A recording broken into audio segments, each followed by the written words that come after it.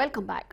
ನೋಡಿ, ಮಧ್ಯಪ್ರಾಚ್ಯದಲ್ಲಿ ನಡೀತಾ ಇರುವಂತಹ ಈ ಒಂದು ಯುದ್ಧದಿಂದ ಗ್ಯಾಸ್ ಅಭಾವ ಉಂಟಾಗಿ ಈಗಾಗಲೇ ನಮ್ಮ ರಾಜ್ಯದಲ್ಲಿ ಆಲ್ಮೋಸ್ಟ್ 50% ಹೋಟೆಲ್ಸ್ಗಳು ಬಂದ್ ಆಗ್ಬಿಟ್ಟಿದೆ.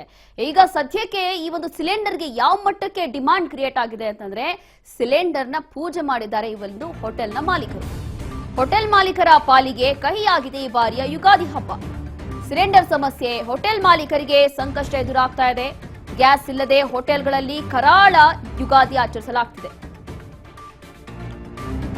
ವಿಭಿನ್ನ ರೀತಿಯಲ್ಲಿ ಯುಗಾದಿ ಹಬ್ಬವನ್ನ ಆಚರಿಸಿರುವಂತದ್ದು ನಿಸರ್ಗ ಗ್ರ್ಯಾಂಡ್ ಹೋಟೆಲ್. ಈ ಹೋಟೆಲ್ ಮಾಲೀಕರ ಮೂಲ ದೇವರು ಸಿಲಿಂಡರ್ಗೆ ವಿಶೇಷ ಪೂಜೆ ಸಲ್ಲಿಕೆ ಆಗ್ತಾ ಇದೆ. ಸಿಲಿಂಡರ್ ಪೂಜೆಯಲ್ಲಿ ಭಾಗಿಯಾಗಿರುವಂತಹ ಹೋಟೆಲ್ ಸಿಬ್ಬಂದಿ ಗ್ಯಾಸ್ ಸಿಲಿಂಡರ್ ಅಭಾವದ ಬಗ್ಗೆ ಮೌನವಾಗಿ ಆಕ್ರೋಶವನ್ನ ವ್ಯಕ್ತಪಡಿಸ್ತಾ ಇದ್ದಾರೆ. ಯುಗಾದಿ ಎಂದೇ ಮಾಲೀಕರಿಗೆ ಎದುರಾಯಿತು ಗ್ಯಾಸ್ ಟ್ರಬಲ್. ಅನಿಲ ಸಿಲಿಂಡರ್ ಕೊರತೆಯ ಬಿಸಿ ಯಾವ ಮಟ್ಟಕ್ಕೆ ಮುಟ್ತಾ ಇದೆ ಅಂತಂದ್ರೆ ಸಿಲಿಂಡರ್ನೇ ಪೂಜೆ ಮಾಡಿದ್ದಾರೆ. ಸಿಲಿಂಡರೇ ನಮ್ಮ ದೇವರೀಗ ಅಂತ ವಿಶೇಷ ರೀತಿಯಲ್ಲಿ ಆಕ್ರೋಶವನ್ನು ಹೊರಹಾಕಿದ್ದಾರೆ. ಖಾಲಿ ಸಿಲಿಂಡರ್ಸ್ಗಳಿಗೆ ಹೂವಿನ ಹಾರ ಹಾಕಿ ಪೂಜೆಯನ್ನ ಸಲ್ಲಿಸಿದ್ದಾರೆ. ಅದರಲ್ಲೂ ಕೂಡ ತಮ್ಮ ಆಕ್ರೋಶವನ್ನ ಹೊರಹಾಕಿರುವಂಥದ್ದು ಈ ರೀತಿ. ಇದು ಭಕ್ತಿಯಲ್ಲ, ಬದುಕಿನ ಗೋಳು ಅಂತಿದ್ದಾರೆ ಹೋಟೆಲ್ ಮಾಲೀಕರು. ಗ್ಯಾಸ್ ಇಲ್ಲದೆ ಅಡುಗೆ ಇಲ್ಲ, ಗ್ರಾಹಕರಿಗೆ ಊಟ ಸರಿಯಾಗಿ ಸಿಗುತ್ತಾ ಇಲ್ಲ. ಅಬ್ಬರದ ಪ್ರತಿಭಟನೆ ಬದಲು ಮೌನವಾಗಿ ನಾವು ಸಿಲಿಂಡರ್ ಅನ್ನ ಪೂಜೆ ಮಾಡಿ ಪ್ರೊಟೆಸ್ಟ್ ಮಾಡ್ತೀವಿ ಅಂತ ಹೇಳಿ ಮುಂದಾಗಿದ್ದಾರೆ. ನೋಡಿ, ಬಹಳ ವಿಭಿನ್ನವಾಗಿ ಮಾಡಿರುವಂತಹ ಪ್ರೊಟೆಸ್ಟ್ ಇದು. ಗ್ಯಾಸ್ ಅಭಾವದಿಂದ ಹೋಟೆಲ್ಸ್ಗಳೆಲ್ಲವೂ ಮುಚ್ಚಿ ಹೋಗ್ತಾ ಇದೆ. ಗ್ರಾಹಕರಿಗೆ ಊಟ ಸಿಗ್ತಿಲ್ಲ, ಇಲ್ಲಿ ನಮಗೆ ಗ್ಯಾಸ್ ಸಿಗ್ತಾ ಇಲ್ಲ ಅಡುಗೆ ಮಾಡೋದಕ್ಕೆ. ಈಗ ಸದ್ಯದಲ್ಲಿ ಗ್ಯಾಸ್ ಸಿಲಿಂಡರ್ ಈಗ ನಮ್ಮ ಪಾಲಿಗೆ ದೇವರು ಅನ್ನೋ ರೀತಿಯಲ್ಲಿ ಈಗ ನಿಸರ್ಗ ಹೋಟೆಲ್ ಅವರು ಈ ಒಂದು ಗ್ಯಾಸ್ ಸಿಲಿಂಡರ್ಗೆ ನೋಡಿ ಹೂವಿನ ಹಾರ ಹಾಕಿ ಊದಿನ ಗಡ್ಡಿ ಹಚ್ಚಿ ಈ ರೀತಿಯಾಗಿ ಪೂಜೆಯನ್ನ ಸಲ್ಲಿಸ್ತಾ ಇದ್ದಾರೆ ವಿಭಿನ್ನವಾಗಿ.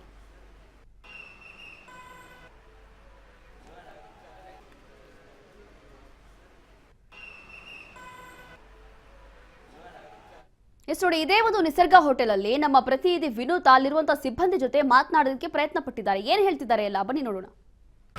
ನಾಡಿನಾದ್ಯಂತ ಯುಗಾದಿ ಹಬ್ಬದ ಸಂಭ್ರಮ ಮನೆ ಮಾಡಿದೆ. ಆದರೆ ಹೋಟೆಲ್ ಮಾಲೀಕರ ಪಾಲಿಗೆ ಇದು ನಿಜಕ್ಕೂ ಕರಾಳ ಯುಗಾದಿ ಅಂತಲೇ ಹೇಳ್ಬೋದು.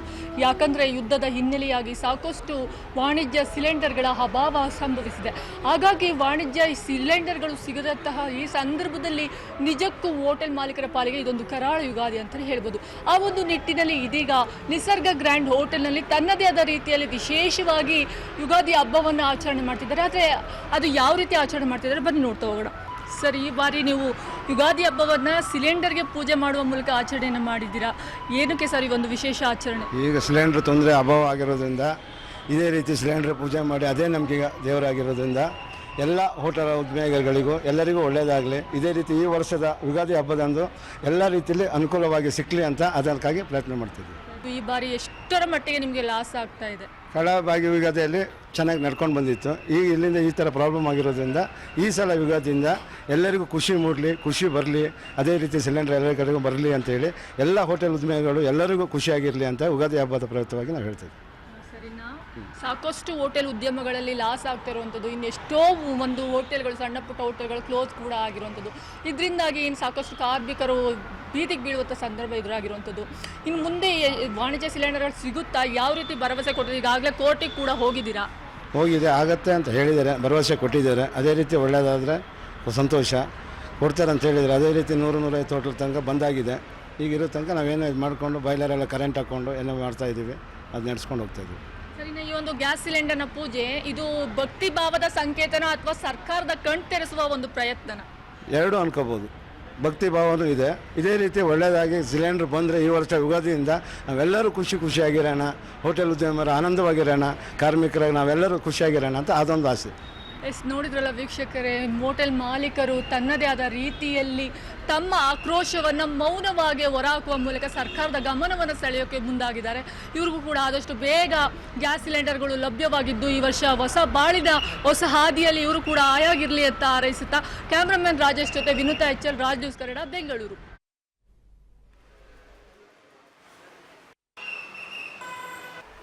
ಇಲ್ಲಿ ಹೋಟೆಲ್ ಮಾಲೀಕರು ಹೇಳ್ತಾ ಇರುವಂತದ್ದು ಕೋರ್ಟ್ ಮೊರೆ ಹೋಗಿದ್ದೀವಿ, ಈಗ ಸದ್ಯದ ಪರಿಸ್ಥಿತಿ ನೋಡ್ತಾ ಇದ್ರೆ ಸಿಲಿಂಡರೇ ನಮ್ಮ ದೇವರಪ್ಪ ಅಂತ ಹೇಳಿ ಸಿಲಿಂಡರ್ನ ಪೂಜೆ ಮಾಡ್ತಾ ಇದ್ವಿ. ನೋಡೋಣ, ಕನಿಷ್ಠ ಪಕ್ಷ ಹಬ್ಬದಂದು ಪೂಜೆ ಮಾಡಿದ್ರೆ ಸಮಸ್ಯೆ ಸರಿ ಹೋಗ್ಬೋದು ಅನ್ನೋಂಥದ್ದು.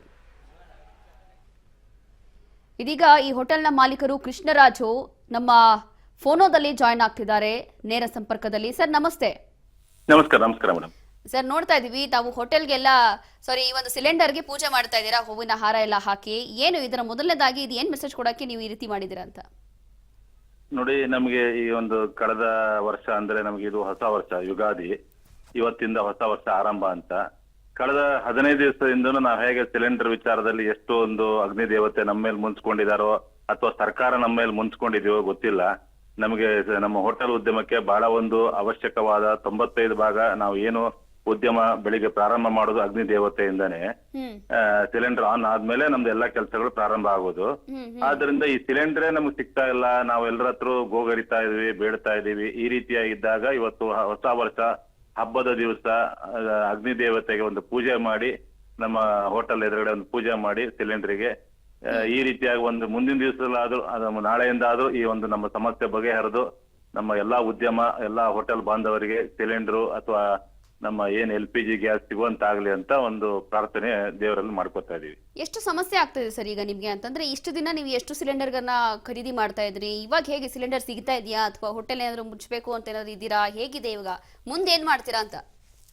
ಖಂಡಿತ, ಯಾಕಂತ ಹೇಳಿದ್ರೆ ನಾವು ಕಳೆದ ಒಂದು 15 ದಿವಸದಿಂದ ಪ್ರತಿ ಉದ್ಯಮದಾರರು ಬಹಳ ಒಂದು ಸಂಕಷ್ಟ ಎದುರಿಸ್ತಾ ಇದ್ದಾರೆ.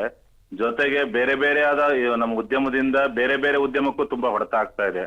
ಒಂದು ಗ್ರಾಹಕರಿಗೆ ಆಗಿರ್ಬೋದು, ಒಂದು ಕಡಿಮೆ ಮೆನು ಕೊಡ್ತಾ ಇದೀವಿ. ಜೊತೆಗೆ ಹಾಲಿನ ಉದ್ಯಮ, ಹೈನೋದ್ಯಮ ಆಗಿರ್ಬೋದು, ಜೊತೆಗೆ ನಮ್ಮ ರಾ ಮೆಟೀರಿಯಲ್ಸ್ ಏನೇನ್ ತರ್ತೀವಿ, ಅಕ್ಕಿ, ಬೇಳೆ, ಕಾಳುಗಳು ಎಲ್ಲದೂ ಸ್ಟಾಪ್ ಆಗಿದೆ. ಜೊತೆಗೆ ತರಕಾರಿಗಳು ಒಂದು 2 ದಿವಸ 3 ದಿವಸದ ಮೇಲೆ ತರಕಾರಿಗಳು ಇಟ್ಕೊಳಕ್ ಆಗಲ್ಲ. ನಾವು ಮಾರ್ಕೆಟ್ಗೆ ಹೋಗಿ ಕೊತ್ತಂಬರಿ ಸೊಪ್ಪು ನಾವು ಇವತ್ತು ಒಂದು 15 ಕಟ್ಟು ಸಾಕು ಅಂತೀವಿ, 40 ಕಟ್ಟು ತಗೊಳ್ಳುವಲ್ಲಿ ನಾವು 15 ಸಾಕು ಅಂತ ಇದೀವಿ. ಯಾಕಂದ್ರೆ ಬಿಸ್ನೆಸ್ ಕಡಿಮೆ ಇದೆ. ಅವನು ಇಲ್ಲ ಸರ್ ತಗೊಂಡೋಗಿ ಬೆಲೆ ಕಡಿಮೆ ಇದೆ, ತಗೊಂಡೋಗಿ ಅನ್ನೋ ಮಟ್ಟದಲ್ಲಿ ಆ ತರಕಾರಿ ವ್ಯಾಪಾರಸ್ಥರು ಆ ರೀತಿ ಇದ್ ಮಾಡ್ತಾ ಇದಾರೆ. ಅಲ್ಲಿ ಹೋದ್ರೆ ಅವರು ಅದನ್ನೇ ಹೇಳ್ತಾ ಇದಾರೆ, ಬಿಸ್ನೆಸ್ ಇಲ್ಲ ಸರ್, ಹೋಟ್ಲ್ ಇದ್ರೆ ನಮ್ಗೆಲ್ಲ ಬಿಸ್ನೆಸ್ ಆಗುತ್ತೆ ಅಂತ. ಈ ರೀತಿಯಾಗಿ ಒಂದು ಚೈನ್ ಸರ್ಕಲ್ ನಡೆಯುವಂತ ಒಂದು ಬಿಸ್ನೆಸ್ ಇದು. ಇದ್ರ ಬಗ್ಗೆ ಸರ್ಕಾರ ಯಾವುದೇ ಒಂದು ಗಮನ ಹರಿಸ್ತಾ ಇಲ್ಲ. ಅಥವಾ ಏನು ಒಂದು ಸಫಿಶಿಯಂಟ್ ಆಗಿ ಒಂದು ಏನು 50 ಭಾಗ ನಾವು 50% ಆದ್ರೂ ಕೊಡಿ, ಉಳಿದ ಪರ್ಯಾಯ ವ್ಯವಸ್ಥೆ ನಾವು ಮಾಡ್ಕೊಂಡಿದೀವಿ. 50% ಆದ್ರೂ ನಮ್ಗೆ ಒಂದು ಸಿಲಿಂಡರ್ ಕೊಡಿ, ನಾವು ಉದ್ಯಮ ಉಳಿಯುತ್ತೆ. ಉದ್ಯಮ ಉಳಿದ್ರೆ ನಮ್ಮ ರೈತರು ಉಳಿತಾರೆ. ಜೊತೆಗೆ ನಮ್ಗೆ ತರಕಾರಿಗಳು, ಈ ರೈತರ ಜೊತೆ ಲಿಂಕ್ ಇರುವಂತ ಒಂದು ಉದ್ಯಮ ಇದು. ಆಮೇಲೆ ಗ್ರಾಹಕರು, ಆಮೇಲೆ ಜನರು, ಆಮೇಲೆ ಬೆಂಗಳೂರು ಎಷ್ಟೋ ಸಾವಿರಾರು ಜನ, ಕೋಟ್ಯಾಂತರ ಜನ ಹೋಟೆಲ್ ಉದ್ಯಮದ ಮೇಲೆ ಬೆಳಿಗ್ಗೆ ಎದ್ದ ತಕ್ಷಣ ಇಡ್ಲಿ ಬೇಕು. ನೋಡಿ, ನಿನ್ನೆ ವಿಧಾನಸಭೆಯಲ್ಲೂ ಒಂದು ಪ್ರತಿಧ್ವನಿಸಿದೆ, ಇಡ್ಲಿ ವಡೆ ಸಿಗ್ತಾ ಇಲ್ಲ ಅಂತ. ಕೂಡಲೇ ನಮ್ಮ ಮಿನಿಸ್ಟರ್ ಹೇಳಿದ್ರು 50% ಅವರಿಗೆ ನಾವು ಕೊಡ್ತೀವಿ ಅಂತ. ಯಾರ ಕ್ಯಾಂಟೀನ್ ಮಾಲಕರಿಗೆ ಅವ್ರಿಗೆ 50% ನಾವು ಗ್ಯಾಸ್ ಸಿಲಿಂಡರ್ ಪೂರೈಕೆ ಮಾಡ್ತೀವಿ ಅಂತ.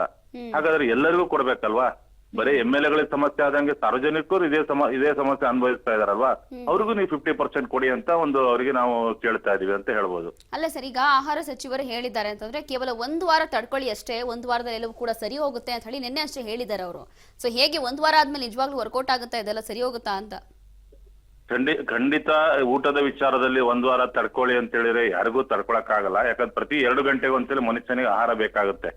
ಯಾರೇ ಆಗ್ಲಿ, 3 ಗಂಟೆ ಬಿಟ್ಟ ತಕ್ಷಣ ಒಂದು ಕಾಫಿ ಕುಡಿಬೇಕನ್ಸುತ್ತೆ, 3 ಗಂಟೆ ಬಿಟ್ಟ ತಕ್ಷಣ ಒಂದು ತಿಂಡಿ ತಿನ್ಬೇಕನ್ಸುತ್ತೆ. ಈ ರೀತಿಯಾಗಿರುತ್ತೆ. ಬೇರೆ ಯಾವುದೇ ವಿಚಾರದಲ್ಲಾದ್ರೂ ತಡ್ಕೋಬಹುದು. ಇದು 1 ವಾರ ತಡ್ಕೊಳ್ಳಿ, 10 ದಿವಸ ತಡ್ಕೊಳ್ಳಿ. ಈಗಾಗಲೇ ನಾವು 12 ಹೋದ ಸೋಮವಾರ ಅಂದ್ರೆ ಈಗಾಗಲೇ ಒಂದು 14 ದಿವಸ ಆಗಿದೆ. ಆಯ್ತಾ, ಇನ್ನೂ 1 ವಾರ ತಡ್ಕೊಳ್ಳಿ ಅಂದ್ರೆ ನಾವು ಪೂರ್ತಿ ಬೇಡ, ಪರ್ಯಾಯ ವ್ಯವಸ್ಥೆಗಳನ್ನ ಉದ್ಯಮದವ್ರು ಮಾಡ್ಕೊಂಡಿದೀವಿ. ಈಗ ಎಲೆಕ್ಟ್ರಿಕಲ್ ಈ ರೀತಿಯಾಗಿ ಮಾಡ್ಕೊಂಡಿದೀವಿ. 1 ವಾರ ತಡೆಯುವಷ್ಟು ಹಲವಾರು ಹೋಟೆಲ್ ಉದ್ಯಮ ಬಂದಾಗುತ್ತೆ. ಬಂದಾದ್ರೆ ಅಲ್ಲಿ ಕಾರ್ಮಿಕರು ಬೀದಿಗೆ ಬರ್ತಾರೆ, ಅವರ ಫ್ಯಾಮಿಲಿ ಬೀದಿಗೆ ಬರುತ್ತೆ. ಜೊತೆಗೆ ತರಕಾರಿ ಆಗಿರ್ಬೋದು, ಈ ರೀತಿಯಾಗಿ ಲಿಂಕ್ ಇರೋದು ಎಲ್ಲರೂ ಬೀದಿಗೆ ಬರುತ್ತೆ ಅಂತಾನೆ ಹೇಳ್ಬಹುದು. ಜೊತೆಗೆ ಇದೇ ವಿಚಾರದಲ್ಲಿ ನಾವು ಈಗ ನೋಡಿ, ನಮ್ಗೆ 2% ಕೊಡ್ತೀವಿ ಅಂತಾರೆ. ರಾಜ್ಯದಲ್ಲಿ 40,000 ಹೋಟೆಲ್ಗಳಿವೆ. 2% ನಮಗೆ ಸ್ಯಾಂಕ್ಷನ್ ಮಾಡ್ತೀನಿ ಅಂತ ಹೇಳ್ತಾರೆ ಹೋಟೆಲ್ ಉದ್ಯಮದಾರರಿಗೆ ವಾಣಿಜ್ಯ ಸಿಲಿಂಡರ್. ಅಂದ್ರೆ ನೀವು ಒಬ್ಬೊಬ್ರು 2 kg ಸಿಗುತ್ತೆ. ಒಂದೊಂದು ಹೋಟ್ಲ್ 2 kg ಪ್ರತಿನಿತ್ಯ ಸಿಲಿಂಡರ್ ಸಿಗುತ್ತೆ. ಯಾವ ರೀತಿ ನೀವು ಡಿಸ್ಟ್ರಿಬ್ಯೂಟ್ ಮಾಡ್ತೀರಿ 2 kgನ? ಯಾವ ರೀತಿ ಅವರಿಗೆ ಸಿಲಿಂಡರ್ನ ಕೊಡ್ತೀರಿ? ಹೇಗ್ ಮಾಡೋದು? 1 ವಾರ ಓಪನ್ ಮಾಡಿ 1 ವಾರ ಹೋಟೆಲ್ ಕ್ಲೋಸ್ ಮಾಡ್ಬೇಕಾ? ಯಾವ ರೀತಿ ಅಂತ ಅವರೇ ಹೇಳ್ಬೇಕಾಗುತ್ತೆ. ಈ ಅಂಕಿಅಂಶಗಳನ್ನ ಸರ್ಕಾರವೇ ಹೇಳ್ಬೇಕಾಗುತ್ತೆ. ಅಲ್ಲ ಸರ್, ಈಗ ಬೆಲೆ ಏರಿಕೆ ಏನಾದ್ರು ಮಾಡಿದ್ದೀರಾ ನಿಮ್ಮ ಹೋಟೆಲ್ ತಿಂಡಿಗಳು ಅಥವಾ ಕಾಫಿ ತಿಂಡಿ ಮೇಲೆ ಅಂತ? ಯಾಕಂದ್ರೆ ಕೆಲವೊಂದು ಹೋಟೆಲ್ಗಳಲ್ಲಿ ಬೆಲೆ ಏರಿಕೆ ಮಾಡಿದ್ದಾರೆ, ಕೆಲವೊಂದು ಕಡೆ ಮಾಡಿಲ್ಲ. ಯಾಕಂದ್ರೆ ಕಸ್ಟಮರ್ಸ್ ನಾವು ಕೂಡ ಏನು ಹೊರೆ ಹಾಕಕ್ಕಾಗಲ್ಲ ಅಂತ ಹೇಳಿ ಸ್ವಲ್ಪ ದಿನ ಮಾಡೋಣ ಅಂತ ಹೇಳಿ ಅದೇ ಬೆಲೆ ಇದೆ. ನಿಮ್ಮಲ್ಲಿ ಹೇಗಿದೆ ಅಂತ? ಖಂಡಿತ ಇಂಥ ಸಂದರ್ಭದಲ್ಲಿ ನಮ್ಮ ಬೆಲೆ ಏರಿಕೆ ಆಗಿಲ್ಲ. ನಮ್ಮ ಹೋಟ್ಲ್ ನಡೆಸಿರೋ ಸಾಕಾಗಿದೆ. ಬೆಲೆ ಏರಿಕೆ ಬಗ್ಗೆ ವಿಚಾರಣೆ ನಾವು ಮಾಡಿಲ್ಲ. ಯಾಕಂತ ಹೇಳಿದ್ರೆ ನಮ್ಮ ಉದ್ಯಮ ಉಳಿಬೇಕು, ನಾವು ಗ್ಯಾಸ್ ತರಬೇಕು. ಎಲ್ಲಾದ್ರೂ ನಾವು ಬ್ಲಾಕ್ ಅಲ್ಲಿ 5,000 ರೂಪಾಯಿ ಸಿಲಿಂಡರ್ ತಂದ್ಬಿಟ್ಟು ನಾವು ಉದ್ಯಮ ನಡೆಸ್ತಾ ಇದೀವಿ. ನಾವು ಬೆಲೆ ಏರಿಕೆ ವಿಚಾರಣೆ ಈ ಸಂದರ್ಭದಲ್ಲಿ ಮಾಡ್ಲಿಕ್ಕೂ ನಮ್ಗೆ ಅಷ್ಟೊಂದು ಯೋಚನೆನೂ ಬರ್ತಾ ಇಲ್ಲ. ಯಾಕಂದ್ರೆ ಮೊದ್ಲೇ ಗ್ರಾಹಕರು ಹೋಟ್ಲಿಗೆ ಬರ್ತಾ ಇಲ್ಲ. ಯಾಕಂತ ಹೇಳಿದ್ರೆ ನಾವು ಮೆನುಗಳು ಕಟ್ ಮಾಡಿದಾಗ ಗ್ರಾಹಕರು ಬರಲ್ಲ. ಆ ಉದ್ದೇಶದಿಂದ ಬೆಲೆ ಏರಿಕೆ ಬಗ್ಗೆ ಯಾವುದೇ ಒಂದು ಚಿಂತನೆ ಈಗ ಮಾಡ್ಲಿಲ್ಲ. ಜೊತೆಗೆ ಯಾವ್ದೋ ಒಂದು ಸಣ್ಣ ಪುಟ್ಟ ಹೋಟ್ಲಲ್ಲಿ ಒಂದು 5,000 ರೂಪಾಯಿ ಯಾವ್ದೋ ಒಬ್ಬ ರಸ್ತೆ ಬದಿ ವ್ಯಾಪಾರಿ ಇರುವ 5,000 ರೂಪಾಯಿ ಕೊಟ್ಟು ಸಿಲಿಂಡರ್ ತಂದಿರ್ತಾನೆ, ಒಂದು 5 ರೂಪಾಯಿ ಅವ್ನು ಜಾಸ್ತಿ ಮಾಡ್ಕೊಂಡಿರೋದು ಬಿಟ್ರೆ ಸಾಮಾನ್ಯವಾಗಿ ಯಾರು ಇದ್ರ ಬಗ್ಗೆ ಯೋಚನೆ, ಬೆಲೆ ಏರಿಕೆ ಬಗ್ಗೆ ಯೋಚನೆ ಮಾಡ್ತಾ ಇಲ್ಲ. ಬರೀ ಸಿಲಿಂಡರ್ ಬರಬೇಕು, ಹೋಟೆಲ್ ರನ್ ಮಾಡ್ಬೇಕು ಅಂತ ಒಂದೇ ಯೋಚನೆಯಿಂದ ಇವತ್ತು ನಾವು ಉದ್ಯಮ ಉಳಿಸ್ಕೋಬೇಕು ಅನ್ನೋ ಯೋಚನೆ ಮಾಡ್ತಾ ಇದೀವಿ ಅಂತ ಹೇಳ್ಬೋದು ನಿಮಗೆ. Yes, thank you sir, thank you so much.